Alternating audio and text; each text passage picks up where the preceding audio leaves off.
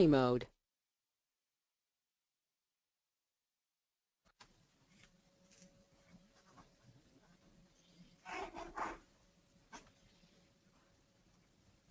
With me in Wellington is Bruce McCoy from the New Zealand Police Vetting Services, and we also have Louise Gibson, who is the Child Protection Consultant with Child Matters, based in Hamilton, as one of our presenters. And we also have Kim Dickinson, who's the Safeguarding Manager for YMCA, joining us from Auckland. Thanks to all of you who have dialed into this webinar. I've just got a few housekeeping tips for you. You should be able to see on your screen our PowerPoint as we walk through this, but if you're attending this, you are all on mute, so we can't hear what you say. So, and you're most welcome to bring anyone else in your office or wherever you are to listen in. That's absolutely no problem. You do have the opportunity to lodge questions. I can't promise that we'll answer all of them, but rather what I'm going to do is I'm going to keep track of them as the webinar goes on and try and identify popular themes that come from those. It is okay. We are recording this webinar so that if you want to share it later, or we will be sending out a link in about 3 days after the webinar finishes. If there are questions that don't get answered during this webinar, we will try and send out a Q&A sheet along with the recording. So a little bit of a roadmap around what we're going to cover. First off, we've got Louise from Child Matters, who's going to talk a little bit about the need and where the requirement for the Act came from and the risks that it's trying to address. We've got Bruce, who's going to talk about the vetting process, and we've got Kim, who can help us a little bit understand what effective policy can look like. Hopefully there will be time for questions at the end. So after a short pause, I'm going to put you on to Louise, who's going to start. So Louise, if you could just turn on your mic, and you are good to go.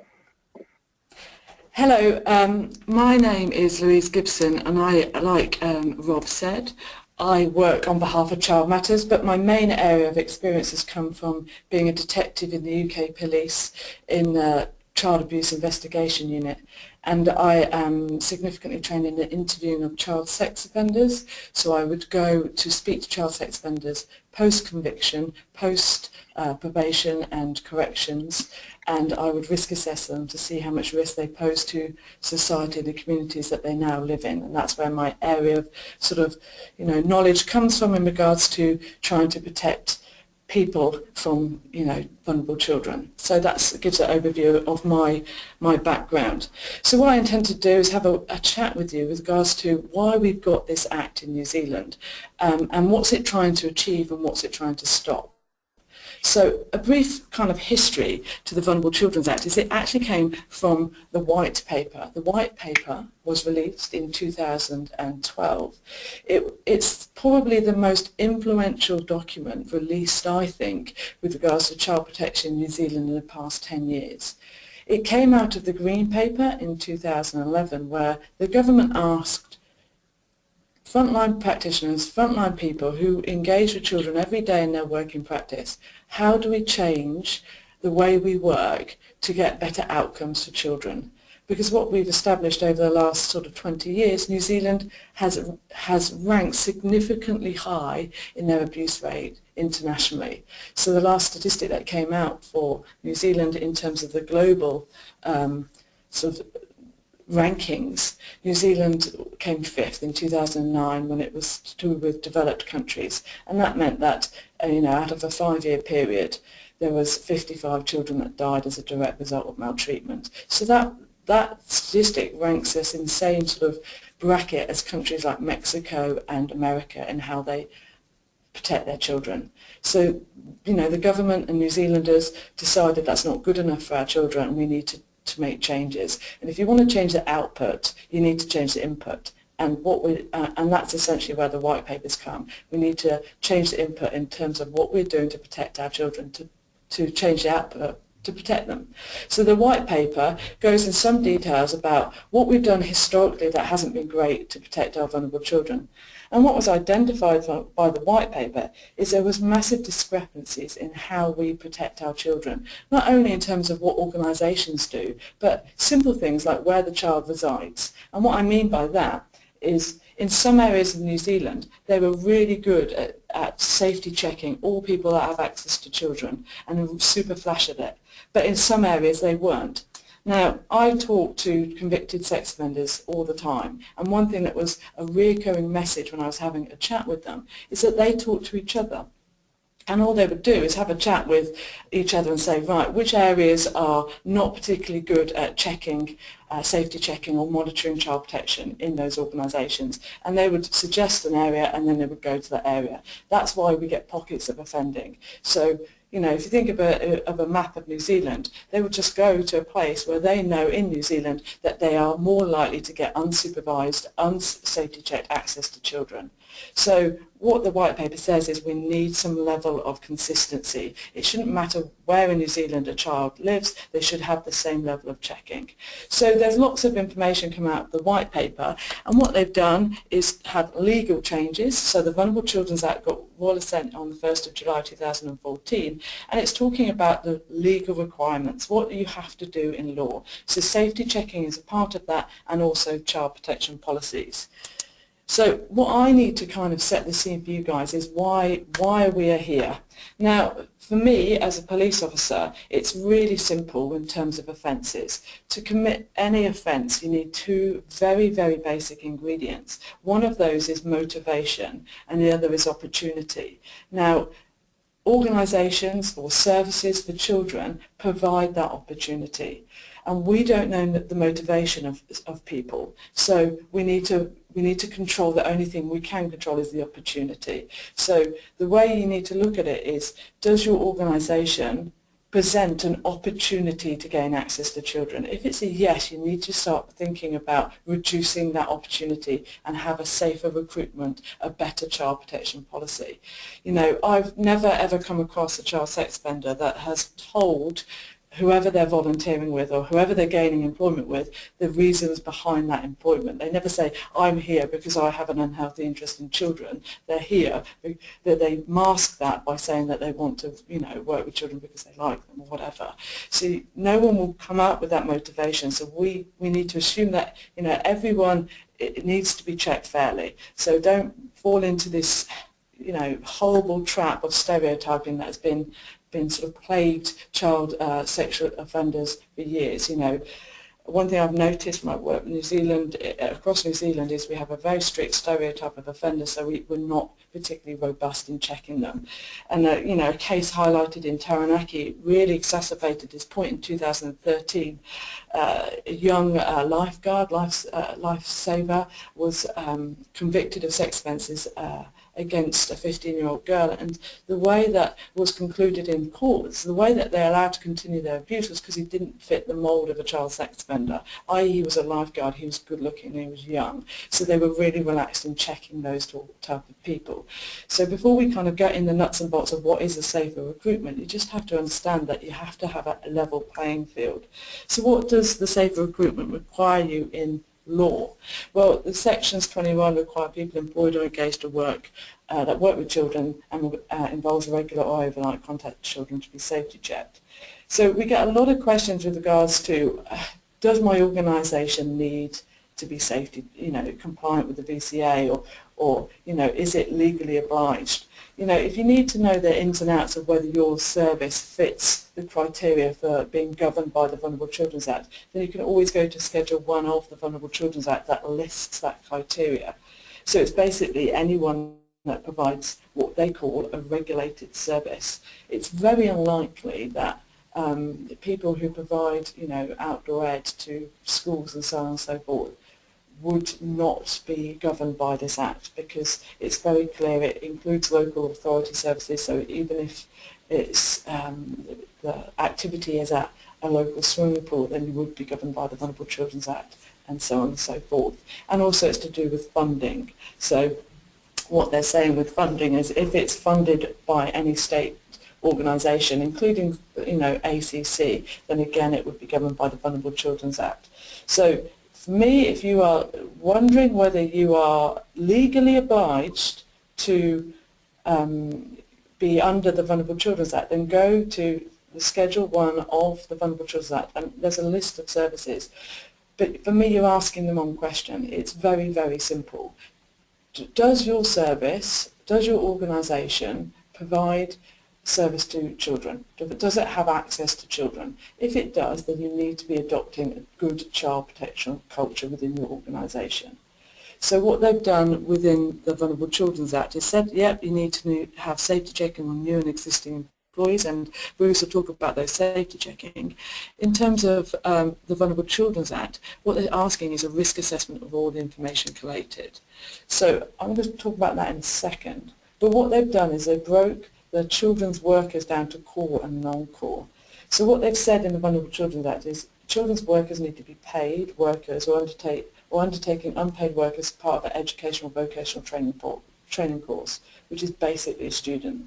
So there are a few hurdles in terms of non-compliance of the Act. So if you are a private sector, not publicly funded, nothing to do with the government, and all your staff members are volunteers, then you would not be governed by the Vulnerable Children's Act. So again, just to provide clarity, this piece of legislation does not apply to volunteers at the moment.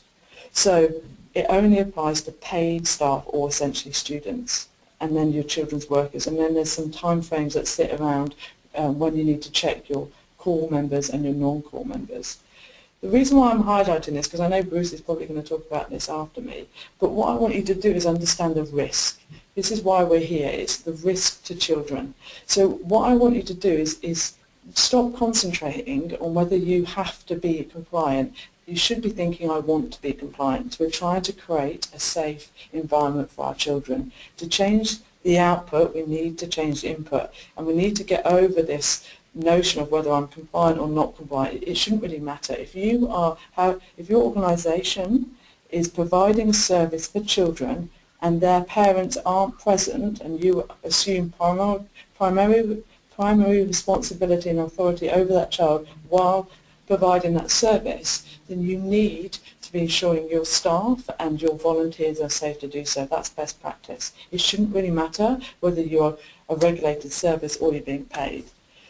So what the message is yes, it doesn't apply to volunteers. So volunteers don't need to be safety checked, but they still pose this risk to children. Now, 85% of child sexual abuse in New Zealand, according to a study done in 2003, was committed by a family member or someone very close to the child.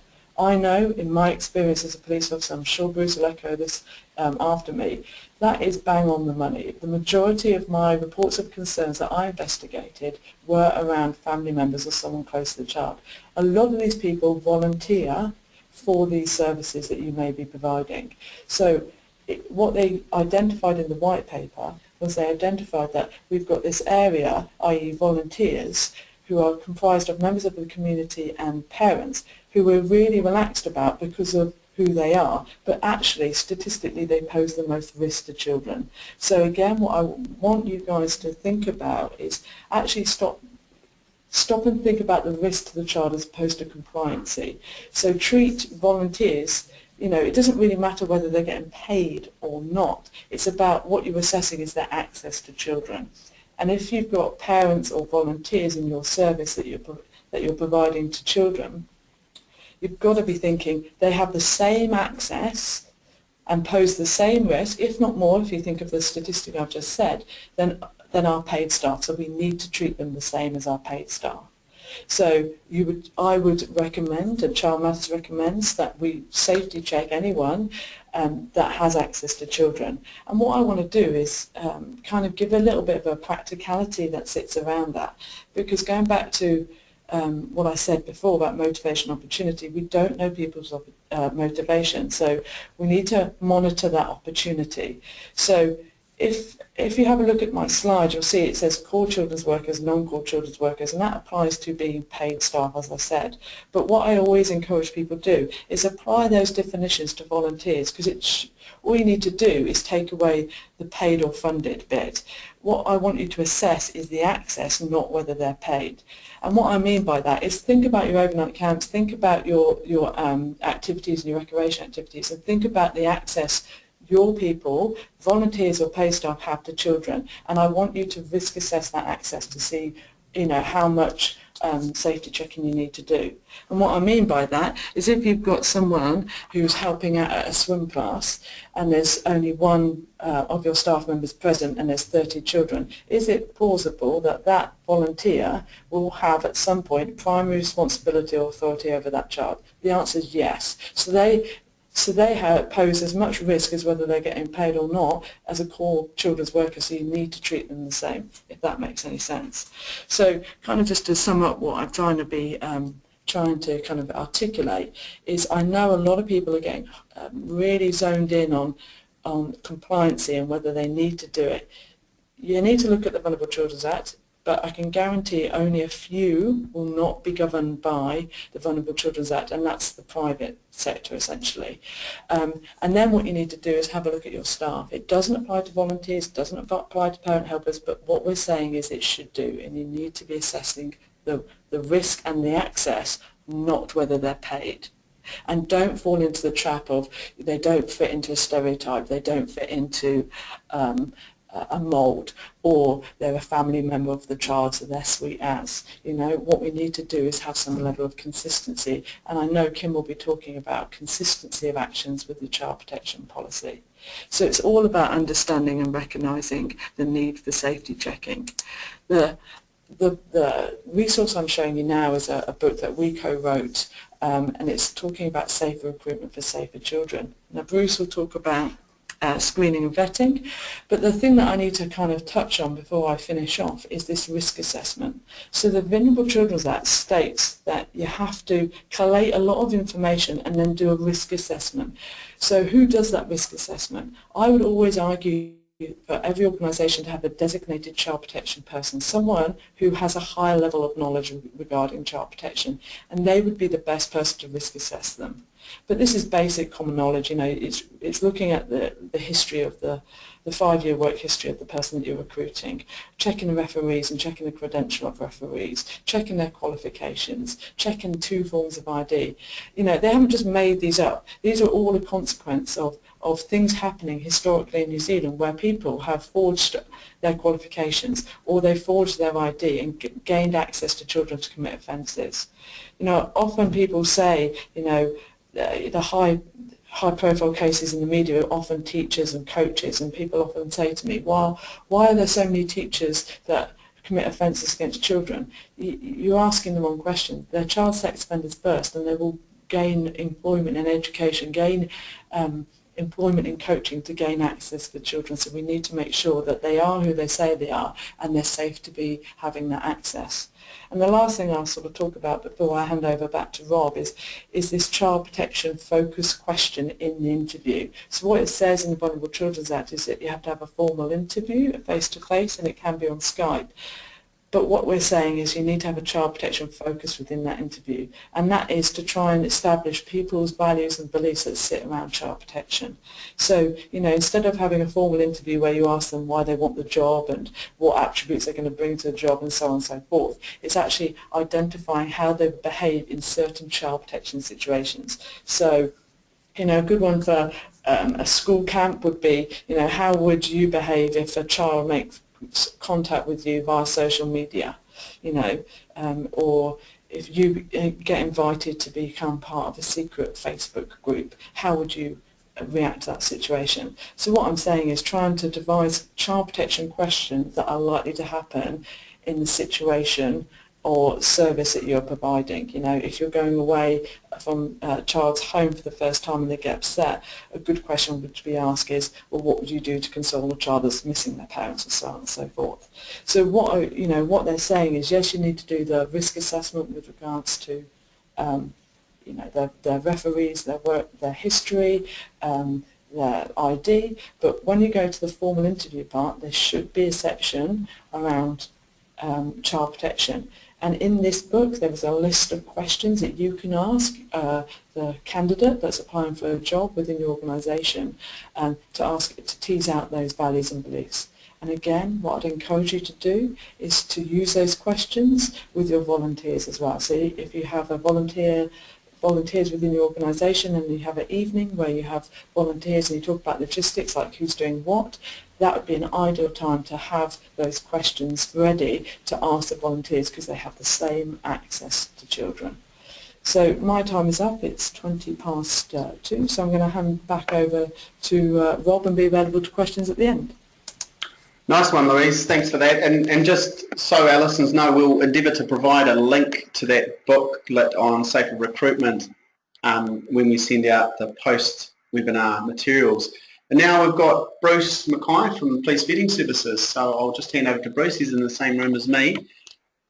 Bruce. Lovely. Thanks, Rob. Thank you, everybody, for attending this afternoon. Just a very brief background on me. I've got over 30 years in the police, mostly spent in Wellington, all of them, various areas, and including in that, like Louise, I've had my time as a detective and also within that time on the child abuse team, so seen a little bit of the sort of evidence of people that have made their way into the wrong situations for their own nefarious purposes, and it's fantastic that we've got something along the lines of the BCA that is looking to combat that. What I would say is that you become a little bit cynical and focus that everybody is bad out there, and that's not the point of the BCA. We're not trying to make people paranoid. The big point here is that this is just another tool to minimise and mitigate risk to children and, from my point of view, and the vulnerable overall, the adults as well. So that's the idea there. Some just brief facts about my team. It's become quite a big animal over the years, and BCA is part of that. We are increasing in numbers. We'll probably do in excess of 600,000 vets this year for around about 10,000 agencies. So we're covering a lot of scope, a lot of different agencies, and VCA, in fact, is not the biggest part of it. A lot of checks that are done under the VCA now used to be done in any case, what we call standard checks. So it's a variety of stuff that we've got going on with the vetting service, and I'm just going to work through a couple of those things in relation to what we do. There was a question that arrived beforehand was about the difference between our clean slate and our exception checking. The Clean Slate Act, as you know, allows people to effectively hide any convictions they've got if they meet certain criteria. And so if you had some minor offending that was over 7 years ago and you hadn't offended since and the likes, then that would be normally hidden. An exception check is going to overrule that, and the grounds that we use to carry out an exception check is when the role that the person is carrying out is primarily about care and protection. So I don't know how many agencies out there listening now that applies to, but if you're talking about social workers, homestay hosts, in-home caregivers and the like, those people, their primary role is caregiving, and for that reason they will be checked as exception, which means that we look at all their convictions, including those that might normally be covered by clean slate. So when you submit something, you have to ask yourself, is my role I'm looking at, is that care and protection, or is it education like a lifeguard? Is that sort of a different safety aspect? Is it like an outdoor pursuits trainer, which is an educational one primarily, in which case that would be clean slate. So that hopefully covers that one off there.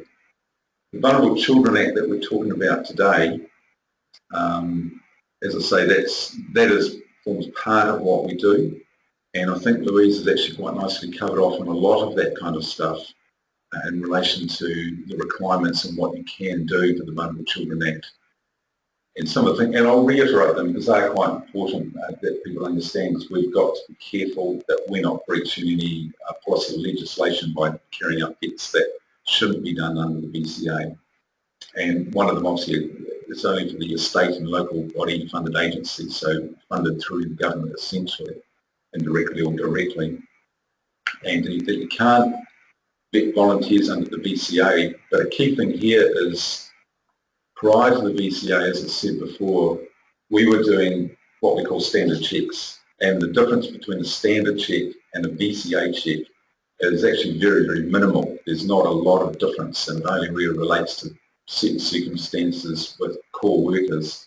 So, and to reinforce what Louise was saying before, people should be thinking about working in the spirit of the VCA, whether they can actually or are obliged to the VCA, whether they can follow it or not. They should be working in the spirit of it, and part of that would be doing a police check. No, it's not going to be a VCA check, but you could still do a standard check for a volunteer if you wish to do so. So there's no sort of, crikey, we can't do any kind of checking, we want to follow the VCA. In fact, you can, and you're not going to get a lot of difference in the outcomes in relation to that.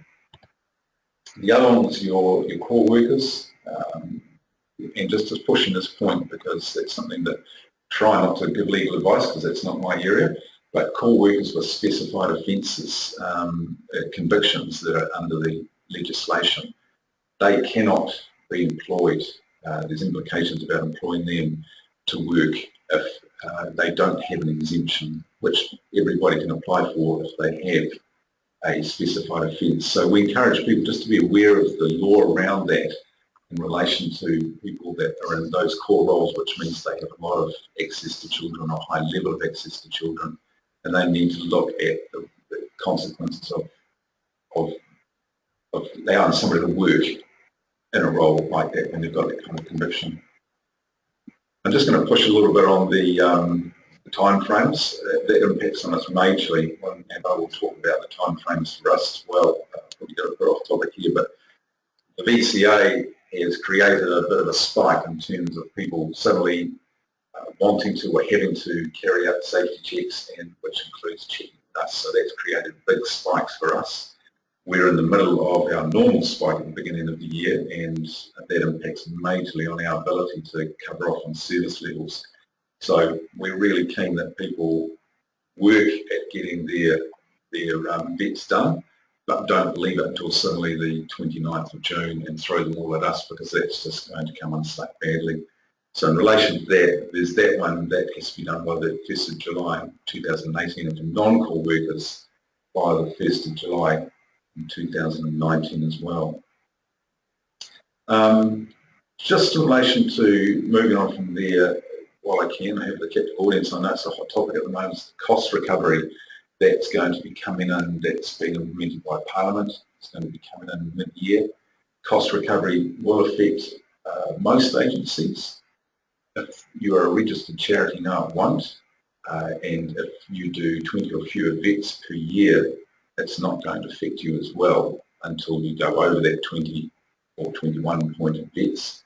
There's a lot of conversation starting out about that, and really we're trying to give a heads up that this is going to be happening in July, and hopefully by the 1st, no sooner than the 1st of July, but certainly not long after that. And that agencies just need to prepare for that. It's basically a result of us as a demand service that has grown hugely by a good 200,000 since 2012. The resourcing and the complexity of this whole process now is such that police need to charge a nominal fee. I say nominal because $8.50 compared to your $40+ overseas is as small as we can get it. We don't like the idea of charging, but it's beyond that now. It's the fact is, if we're going to give a proper service and try and resource it properly, we need to do that, and key to that is around the likes of Vulnerable Children Act, where before, as a demand service, people could choose to opt in or not. Now a lot of agencies don't have that choice, and we just need to make sure that we can, the best we can, uphold our end of it and resource it properly and provide good results as best we can. Really, just a couple of points I want to reiterate for us, and I think Louise has covered very well, is that we're only part of the whole process of a safety check. There's so many other elements that go along with the safety check, and we're really keen that people don't look at what we pass on and hang their hat on any information we give. There's still the need to have that conversation, to look into the background, to get any point of view from the applicant as well if we pass on any information that could be considered concerning or negative. And we're very careful to point that we're not recommending employment or engagement in any way. Our goal is to say, here's information that we hold and that we think is relevant to your role, and we feel it's sufficiently substantiated that you should hear about it. And that means not just convictions, that's other information that we might hold where an investigation has not gone to court or has been acquitted, but there's sufficient information for us to believe it still qualifies for release to an agency. But the big thing is we don't know what we don't know, and it's very important that, like I said before, people don't hang their hat on everything that we give them. Not to say we're telling you untruths, but the fact is there could be more, and it's with you doing all the facets of the whole safety process, very much so. That goes for people that are obliged to the act, and that goes for people that are not obliged to act, but they should all follow the spirit of it, because the bottom line is what we're actually trying to achieve overall, and that's safety for children and, from our point of view, for any vulnerable people. So thank you very much for your time. Any questions that you have for the police, we're most welcome. We'll see if we can answer them in a timely fashion. Thanks, Bruce. We'll have just a short pause here while we switch over to Kim, and who's just switching on her mic now. And over to you, Kim. Kia ora koutou. My name is Kim Dickinson. I'm the Safeguarding Manager for YMCA, Auckland and Hamilton.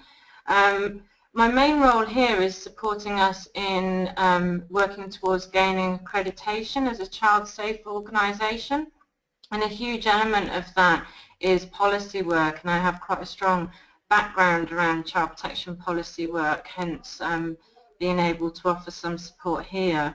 I'm not going to reiterate all of those points that have already been covered about the VCA in general, and there is a handout signposting to resources that indeed Lou and others have echoed, so that support's there. In terms of the child protection policy, the bits from the VCA that I would stress are basically as echoed on this slide in front of you. It does need to be written, and if you've got a website, it does need to be available online. We would advocate that it's reviewed annually, or certainly on the back of any significant events or instances. And as a baseline, it needs to guide your staff through how to identify and respond to concerns and report those. But really, it's a summary of those core elements that have been spoken about today. So, for example, the safety checking, then it's going to be highlighting all the safety checks in terms of the police vetting, etc. But it's actually, that's where you capture all those other elements that underpin that, like your risk assessment process. So just in terms of joining the party, and really that there's very few people that this doesn't apply to, and it's actually about having that willingness if you are in that minority boat, so to speak. My advice there would be think about your public reputation. There's nothing worse to an organisation than losing that reputation. It can take years to build and seconds to destroy. So think about that. Even if you've not got a mandate as such, sadly some people are still really struggling to shift reputations from majorly historic cases. And some of those sectors are the ones with the questions now. So, for example, I know in my experience, swimming, gymnastics, they through the back of some historic cases were massive in terms of leading the impact of safeguarding into the sports sector. So even if New Zealand is a little bit dated in some of this, look to other countries for resources. America, Australia, Canada, UK. There's some excellent resources out there, even if you're not part of the mainstream picture, so to speak. My only other aspects on the VCA specifically would be think about some of the definitions. So for example, when it talks about regular or overnight contact, that might be a bit more narrow than what some of us view. So overnight, standard, but at least once a week or at least 4 days per month is the other definition. The aspect around contact is not just face-to-face physical contact in that regard, can be oral, so person, phone, electronic, written, visual, etc. So even if you have people in what might be distant roles, the very fact that they are in contact would still be part of your client group in terms of this policy, so to speak. And the aspects around work and volunteers, I think, has been explored enough already. What I've tried to give you is some of the key sort of principal areas of a child protection policy, and this is really to try and complement the other resources that you've been signposted rather than echo that.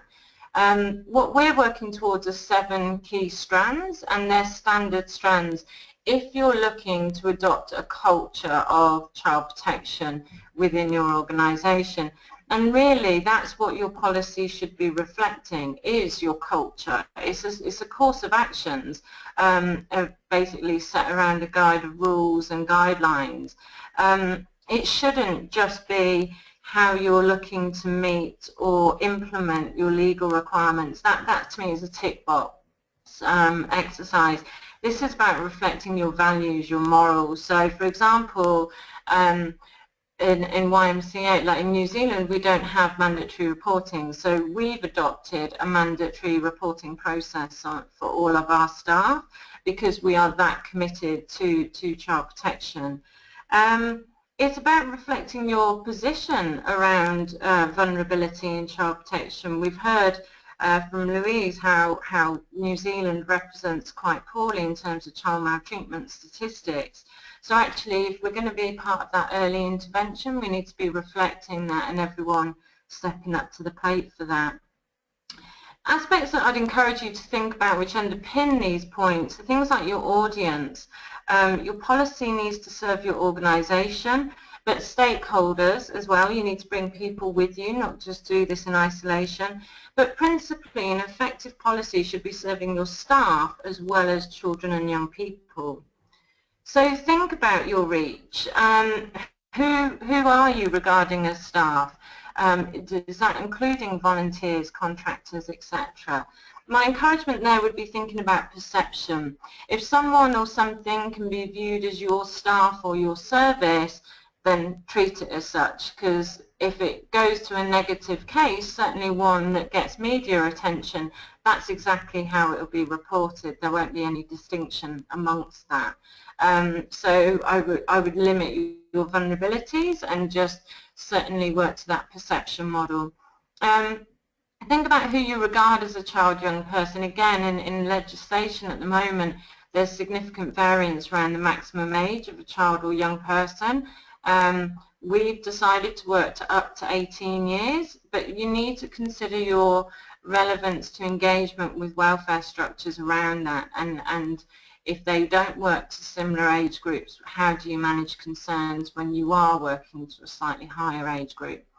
But also your relevance to welfare structures in the main. So some of you will be in areas where, for example, you'll be linked to children's teams, or you might be working with particular vulnerable groups of children and young people. So recognise that as part of your audience and your reach. For those of us that are embedded with the MSD social sector accreditation standards, another aspect in reach to be mindful of is community welfare. This is particularly pertinent to OSCR, camps, etc. And it relates to sections, it's aligned to Section 6 of the Children, Young Persons and Families Act, the paramountcy principle.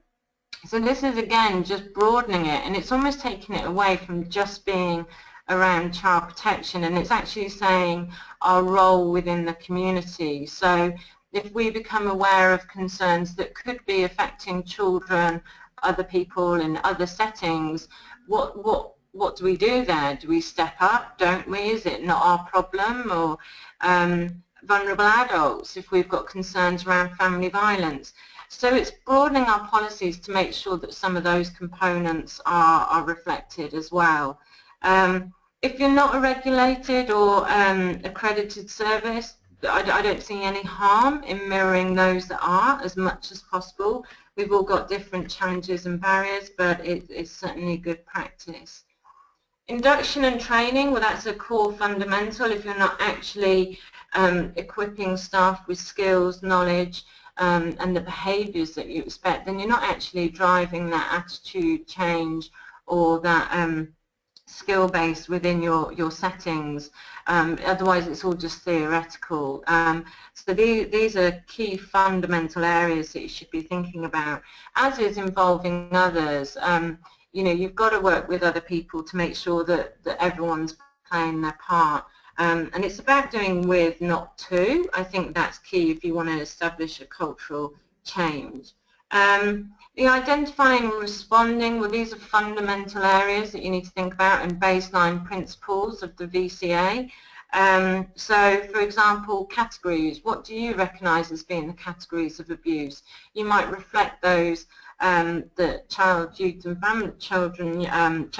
family use, but you might want to broaden that given some of your client bases, etc. So, for example, YMCA, we've also made a point of acknowledging family violence and bullying, sexual exploitation, etc. So thinking about what your staff need, what your client bases are, and how you capture that. A massive area will be giving consideration to staff safety as well. So what are the processes when you've got a concern or an allegation relating to a staff member?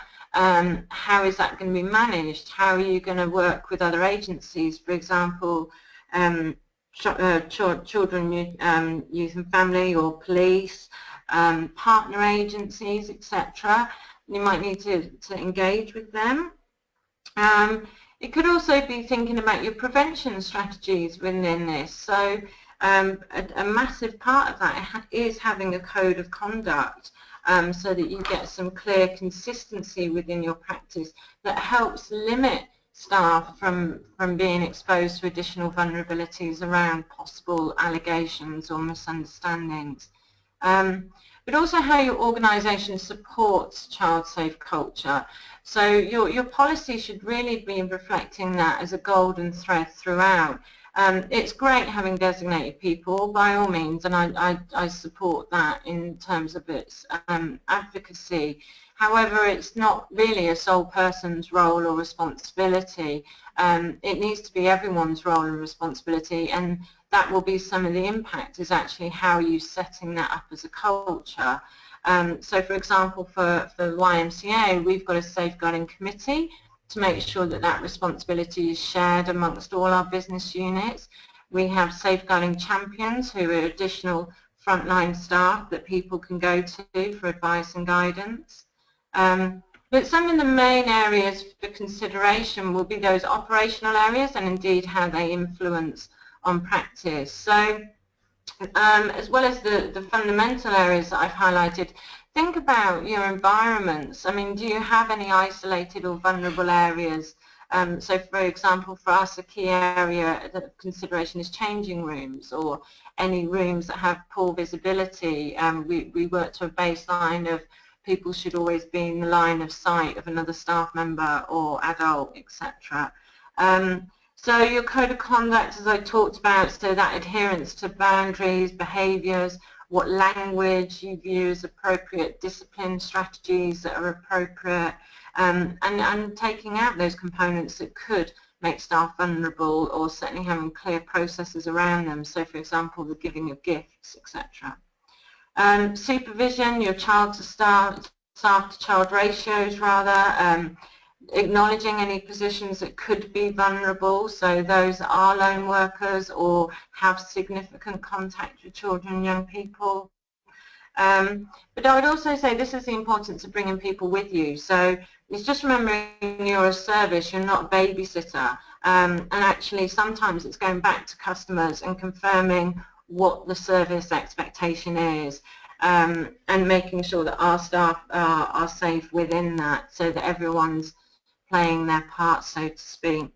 One of the resources that I've advocated is a Taking Us Seriously report from the Royal Commission into Institutional Responses to Child Sexual Abuse in Australia. It makes some really interesting reading and will help you capture the child's voice within all of this. So for example, the children and young people in that fed back that they just differentiated between being safe and feeling safe, and that they felt that adults were often more focused on the observable threats rather than what they feel or think they need. So that might significantly influence some of the areas that you look at as vulnerable areas as well. And in terms of influence of practice, I mean, this has to be lived and breathed from everyone. You have to model it from the board to your front line. Your child protection is a key policy, but it should actually just be one of a blend of policies. And they don't need to be that complex by any means, but they need to reflect your buy-in and your willingness to support, hopefully getting us out of that top 5 situation of countries in maltreatment statistics. If you need additional support, there is that handout with lots of other sort of signposts in that there's resources around training, templates that you can use, and I'm also always open to people contacting us at YMCA as well. But hopefully that just gives you a bit of a snapshot into key areas of consideration, both in terms of potential organisational focus points and policy structure, as well as actual day-to-day operational areas that you really need to think about how they're represented in your policy.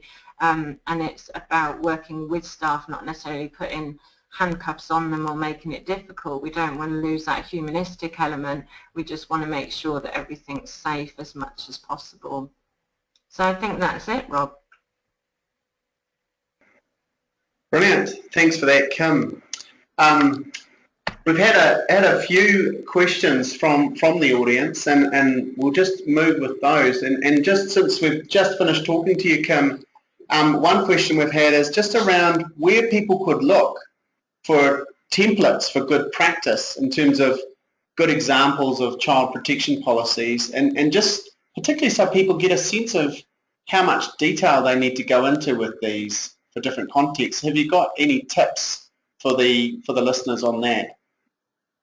Yeah, a lot of the resources are on the handout. That there is the booklets similar to what Lou advocated for the safer recruitment. There's one on safer organisations.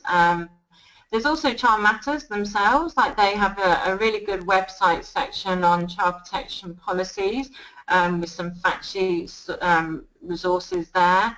I mean, we're happy to help where we can, but you can make it as beefy or as non-beefy as you like. I think the main thing is that it's fit for purpose, and it's something that you do with your staff rather than to, in order to get that buy-in.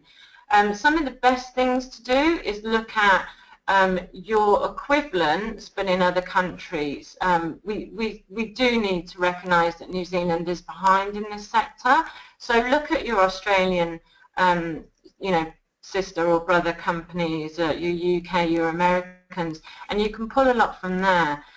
One of the sectors that I did put on the handout was in the UK, there's a child protection in sports unit that's a really good resource for the sports sector. And it's just take that, tailor it to what you need in New Zealand, but it's a brilliant foundation. Good stuff. Great. Well, thanks for that, Kim. And actually, that's another question I think Lou was addressing. How often we should recheck our vetting on people? Are you able to run with that one, Kim? How often should vetting be rechecked on people after original police vetting? Well, in terms of the VCA, they talk about 3 years. We've maybe narrowed some of our processes down on that because we have quite a significant seasonal staff, high turnover of staff, etc. So if, say, for us, there's been over a 6-month gap of someone working for us and they're returning, we might look to do a repeat check on that, particularly if there's been, say, overseas travel or things like that. I think there's an element for YMCA that we are very strict on this, and that sadly our Australian counterparts were an organisation that was targeted by someone, so we take it incredibly seriously. But you know, I think it's it's what you can afford to do in terms of time resourcing, but I would encourage certainly about a year, 2-year bracket if possible. I think a lot can change in that time, and we're already seeing that some of our revised checks have highlighted people that maybe once okay in terms of accessing, but have gone on to commit offences and would no longer be suitable imposed without an exemption. I mean, it's a real small minority, but it's reflected there. Nice one. Thanks, Kim. At this point, I'm going to switch some questions in Bruce's direction, and just thinking about the turnaround time on getting vets done, Bruce. Obviously, is it true to say the vetting document's only good as the day you receive it? Is that a true statement? Would you? Well, yes, it is. It's a point in time. So I could release a vet today, and tomorrow the applicant goes out and commits a crime. So every day that you don't do a check, obviously you take a risk that something's changed, but I think the balance has to be reached somewhere, and under the BCA they've obviously determined it to be 3 years. We don't dictate time frames, so it's up to the individual agency to decide how often they're going to do it.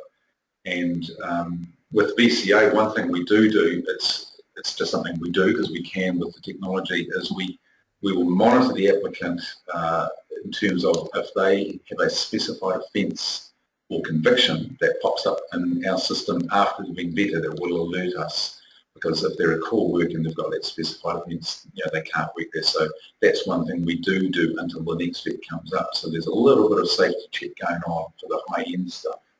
So meaning that you'll follow up if something comes up in that? Yes, if they were charged with a specified offence, this is BCA workers, or convicted, we would be alerted, and then we would go back and make inquiries to make sure the person's still working there first with the agency, and then we would seek to release that result. But that wouldn't be something you get with a standard vet, is that not correct? With a standard vet, no. Okay. That's, everything is resource intensive. To do that would take more resources to cut down time frames. I know there's a question about expedited time frames. It's hugely resource intensive, and that's an ultimate goal, to have things done within a few days, but right now that's not something that we can necessarily achieve without much more resourcing. Right. No, thanks. Now, someone's given us a bit of an example of a problem with turnaround times, Bruce, just around a scenario where you might hire seasonal pool lifeguards for the summer. Say you're afflicted with a short summer season when the pool's any good, and you hire those lifeguards, and you're not going to know who you're going to get necessarily. You put your vetting applications in, and it may not be till that they might not be received conceivably until after that season is finished. Is that a likely scenario, do you think? Or yeah, it is possible. As I say, unless things get right out of hand, our service level is around 20 working days. At the moment it's 15, but I know that right now it's going to get bigger. That probably doesn't help with that short turnaround time. Right. But as I say, the big thing for us is to be able to shorten time frames. Just takes bums on seats, really. We just need more and more staff, and that's something that, with cost recovery, we're not saying we're going to reduce the times considerably, but it's going to be the beginning of that kind of process. We're going to bring it under time. So it's not ideal. We know that some people, they know they're going to need to get a pool at a time, and they will process the applications ahead of time before they really need to do a vet sub-check if they can. Others do employ people on the condition that they may change that decision if the vetting check comes back that's negative. It's not really ideal.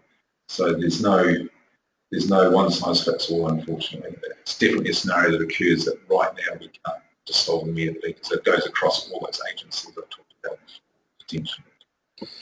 So I guess one of the only solutions that an organisation in that situation would have is either to start their recruitment process much earlier, or to modify their operation in a way that they're not necessarily putting those people in a vulnerable location with young people, or supervise them more closely. Yeah, they're all options, but I know that that's not easy or possible for some agencies as well. But definitely, we know some will do that. They just know that they're going to have peaks when they need to be recruiting ahead of time, and if possible they can. It's those that can't, that appreciate it's difficult, but that's something to get a solution for. Right. Well, at this point, I'd actually like to move the question in the direction of Louise, and just wondered, Louise, if you could help us just give our listeners some tips for managing how they might manage an allegation or a complaint against a staff member, and how that process might look. Yeah, no problem.